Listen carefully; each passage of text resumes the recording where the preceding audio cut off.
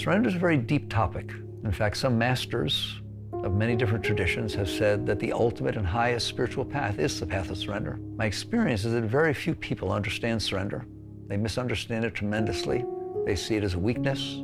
They see it as giving in to somebody else. There is no question in my mind that at the end of this course, you will know what surrender is. I had no idea what surrender was when I started my spiritual journey.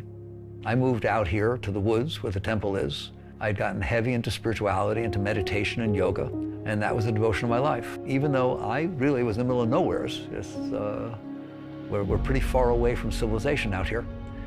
And the dog would bother me.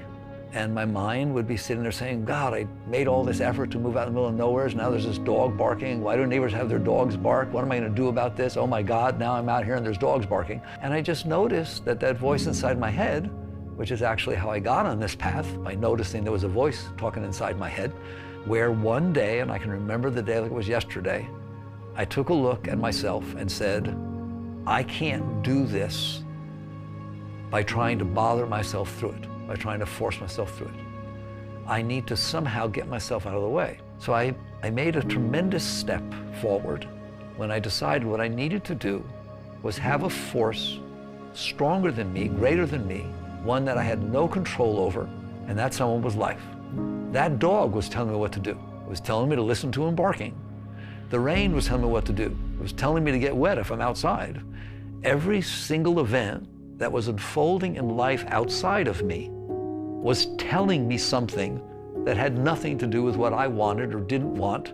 So realizing that life itself was actually something I could surrender to was a very, very major step for me.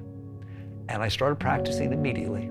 But the real big step happened when I walked into a Radio Shack store one day back in probably '79, and they had their first personal computer. And I paid $800 and brought it home, and there were no books. There was no way to learn programming, and I taught myself to program. I ended up with a programming company.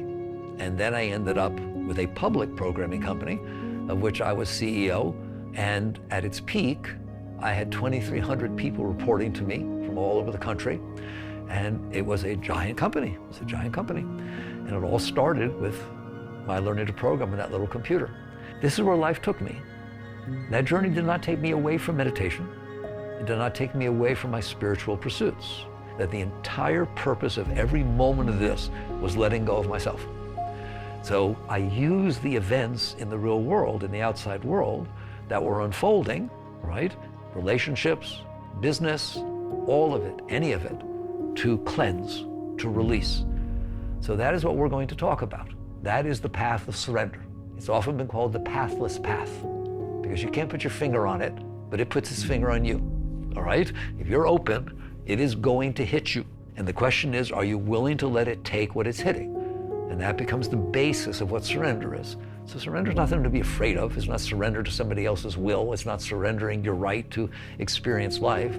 It is the willingness to surrender a part of your being that you don't need, that's holding you down. It is actually the cause of all problems. So that is the basis of the course, and I'm really honored to be here with you.